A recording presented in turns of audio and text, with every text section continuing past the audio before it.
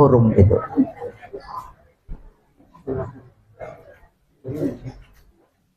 Ini ada pertanyaan, remaja kemana? Itu kan jatuh. Ada di mana nih remaja? Caranya supaya masjid dipenuhi remaja. Memang dulu kita banyak cara. Ya kayak di Masjid Al-Mujahidin juga begitu. Caranya dulu Pak Panca bagaimana upayanya agar remaja pada mau ke masjid. Dikasih keterampilan, kursus ini, kursus itu. Dikasih sarana olahraga bahkan Pak. Kasih sarana olahraga. Dulu dibeliin meja tenis.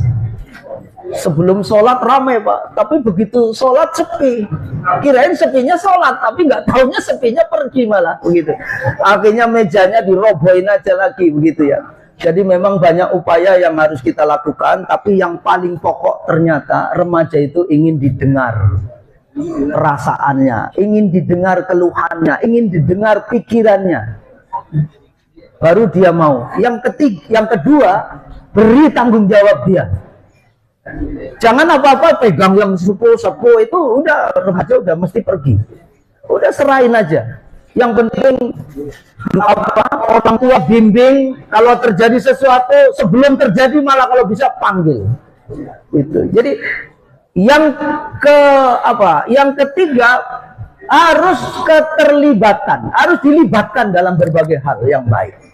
Karena mohon maaf Pak, kalau remaja nggak kita tarik, itu akan ditarik oleh orang lain. Itu yang paling mengerikan. Jadi keterlibatan itu menjadi penting. Keterlibatan menjadi penting. Kasih ruang, kasih gerak, kasih untuk bisa berpikir, kasih untuk berinovasi. Bukan hanya dikasih fasilitasi, tapi kasih ruang untuk dia bergerak. Begitu. Dan jangan salah, kita sering lupa tuh doain anak-anak kita itu. Kita sering lupa bahwa kita harus juga doalah anak-anak kita agar menjadi anak-anak. Salah satu doanya Nabi Ibrahim itu apa? Saya lihat-lihat tadi Rabbi ja'alni muqimas sholati wa min dzurriyyati Rabbana wa taqabbal du'a. Gitu ya. Dan itulah ya kiat caranya ya. Tapi tentu ini mari masing-masing lingkungan punya cara dan lain sebagainya. Gayanya Pak Nur Yahya itu merangkul, gayanya Pak Panca itu merangkul. Kalau nggak dengerin keluhannya, dia nggak tahu baca, nggak tahu ini. Kasih kepercayaan itu menjadi penting. Kasih kepercayaan. Inovasinya hargai, ya begitu. Ya itu baru bisa untuk itu. Tahun baru Islam mengadakan pawai. Masjid kita kalau subuh gimana supaya masjid kita kalau subuh banyak ya banyak hal ya. Dakwah jangan pernah lelah, didakwai terus. Pak bosen nggak boleh. Orang dakwah itu nggak boleh bosen. Yang dengar boleh bosen, tapi yang dakwah nggak boleh bosen. Bapak, mohon maaf ya, kita bosen ngomong bosen baru berapa kali kita ngasih tahu. Sama udah bosen ngasih taunya. Bapak ngasih taunya berapa kali? 2-3 kali. 2-3 kali. Ratusan kali juga. Saya pernah punya pasien, Pak. Itu dia nangis sejadi-jadinya. Nangisnya karena apa? Ini menarik pengalaman kita ya. Kadang-kadang kita suka percuma kita ngasih tahu. Ustaz, saya hari ini setelah sakit, saya baru ingat runut nasihat ibu saya 10 tahun yang lalu.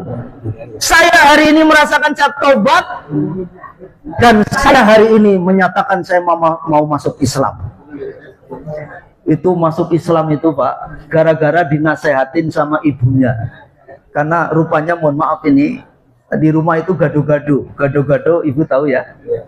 Jadi ada bapaknya beda agama ini, jadi ibunya mau dinasehatin terus bosan itu anak. Ibunya nggak bosan-bosan tuh. Berubahnya kapan? 10 tahun setelah ibunya wafat. Itu ketika masuk rumah sakit bukan karena nasihatnya petugasnya, tapi karena ingat omongan ibu 10 tahun yang lalu, baru dia sadar, pada akhirnya dia bersyahadah. Itu nggak ada yang sia-sia Pak. Bapak jangan merasa bosan kalau udah nasihatin, ya percuma aja saya tidak. Oh tidak. Jadi sedikit pun apapun yang Bapak Ibu lakukan nggak ada yang sia-sia. Karena apa? Bapak Ibu akan ditoreh di dalam sejarah perjalanan hidup. Walaupun mohon maaf, mungkin bayangkan Nabi Nuh itu kenapa disebut sebagai ulul azmi? Padahal pengikutnya banyak nggak? Nggak banyak. Kenapa Nabi Nuh disebut ulul azmi yang hebat itu? Karena kegigihannya berdakwah. Bayangkan ketika Nabi Nuh berdakwah itu Pak, telinganya ditutup. Itu yang dengerin ini mah nggak ada yang dengerin telinga ya, nutup itu. Ini telinga nutupnya itu bukan hanya begini Pak, nutupnya itu asabi'ahu pakai jari, maksudnya biar nggak ada sedikit rainya itu ditutupi wajahnya. Apa nggak kurang ajar itu? Makanya saking kurang ajarnya itu karena nggak mau dengerin dakwahnya Nabi Nuh, akhirnya apa itu hujan 40 hari 40 malam kan dalam sejarah. Banjirnya berapa lama? 6 bulan. Habis. Coba umat-umat yang kalau zaman Nabi dulu kan mohon maaf Pak, kalau ada yang ingkar dihabiskan oleh Allah. Tapi setelah umatnya Nabi Muhammad tidak, yang ingkar didiemin aja. Israel itu didiemin aja. Itu untuk apa? Agar yang lain ikut berpikir, akan ikut bantu, dapat ini dan lain sebagainya, mendapatkan kebaikan. Jadi Bapak Ibu terus berdakwah, jangan bosan. Sampai kapan? Ila yaumil akhir.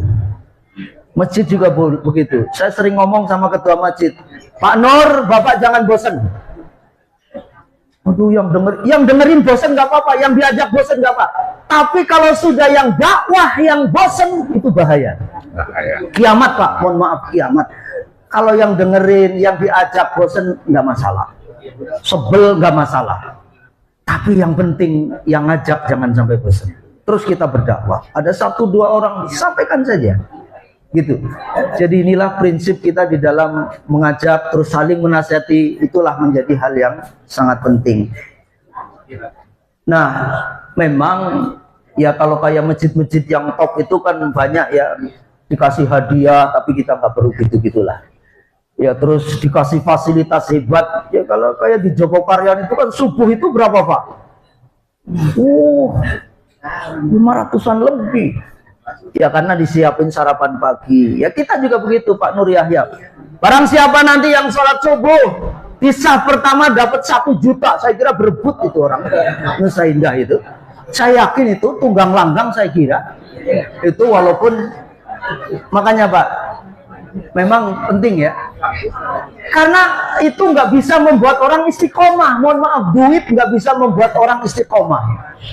Karena mohon maaf nih Pak, sholat berjamaah di masjid tepat waktu atau di awal waktu gampang nggak Pak? Saya ulangi, sholat berjamaah di masjid di awal waktu gampang nggak? Gampang, gampang. Yang sulit apa? Istiqomah. Kalau sesekali mah gampang karena mau dapat hadiah tadi 1 juta ya. Saya kira sebelum jam 3 dia udah bangun untuk dapat di saf pertama itu. Tapi kalau Allah yang ngiming-ngiming, kalau apa? Mohon maaf. Ya kalau Rasulullah, kalau yang sholat sendiri 10, sholat berjamaah 27. Ada nggak yang tertarik? Ada, tapi sedikit. Sedikit. Tapi kalau kita melihat ayat-ayat Al-Quran, ternyata Pak, ternyata kuncinya itu, kenapa sedikit? Kenapa Pak sedikit? Karena belum sekaratul maut, itu aja. Kalau udah sekaratul maut baru nyesel tuh. Ya Allah, itu kan seperti Sauban kan, ketika sekaratul maut, ya Allah, begitu indahnya balasan ketika hanya berjalan dari satu masjid, mengagumkan. Kenapa dia sampai ngeluhnya begini? Kenapa tidak lebih jauh? Padahal ke masjidnya Sauban itu berapa jam Pak? Dalam sejarah, kalau yang Bapak pernah membaca, karena ketika Rasulullah berkunjung ke rumahnya itu berangkatnya kira-kira jam 6 atau jam 5 atau jam 6 lah, nyampe di rumahnya dengan jalan kaki itu kira-kira jam, sudah waktu yang paling apa tepat, yang paling baik untuk sholat duha. Jam berapa kira-kira? Jam 8, 9 ya, 3 jam. Sauban itu kalau ke masjid 3 jam. Bapak berapa jam Pak kalau ke masjid? 5. Kalau yang 2 jam ya Pak Pak Bambang ya, kalau 2 jam berarti ke Jatinegara dulu dia. Gitu. Jadi enggak. Kita ini menyesal. Kenapa tidak lebih jauh? Mari Pak, kita nggak perlu nunggu sekaratul maut, hari ini udah menyesal. Makanya kalau kita menyesal hari ini, kenapa? Menyesal hari ini yang memang ya ada perbaikannya. Ya, menyesal hari ini tentu mendapatkan peningkatan lagi. Ya memang masjid agar rame ya tentu ada sesuatu yang menarik. Orang datang itu kan karena ada tertarik. Tertarik bisa karena kajiannya, tertarik bisa karena kenyamanannya, gitu. Tertarik itu bisa karena dia mendapatkan sesuatu darinya. Makanya ciptakan itu semua sehingga nanti ya insya Allah sholat subuhnya di sini sholat subuhnya berapa sapa, Nur? Ya lumayan lah ya. Al-Mujahidin juga ya lumayan juga begitu. Semua masjid insya Allah sudah lumayan. Cuman memang dua sholat, waktu sholat ini memang mohon maaf, ini ukuran keimanan seseorang. Jadi memang ya mohon maaf kalau orang-orang munafik sholat subuh berjamaah sama isya berjamaah itu memang sulit. Tapi kalau Bapak Ibu sudah biasa membiasakan sholat subuh dan berjamaah, insya Allah imannya udah baik. Ini ya, tahun baru, semangat baru. Bagaimana terus kita mengupgrade diri kita sehingga kita menjadi orang-orang yang sukses, mulia dan bahagia baik di dunia maupun di akhirat. Demikian, kurang dan lebihnya mohon maaf. Mari kita akhiri dengan doa kafaratul majlis. Subhanakallahumma wa bihamdika asyhadu an la ilaha illa anta astaghfiruka wa atubu ilaik. Assalamualaikum warahmatullahi wabarakatuh. Waalaikumsalam warahmatullahi wabarakatuh. Yang subscribe semoga rezekinya berlimpah amin.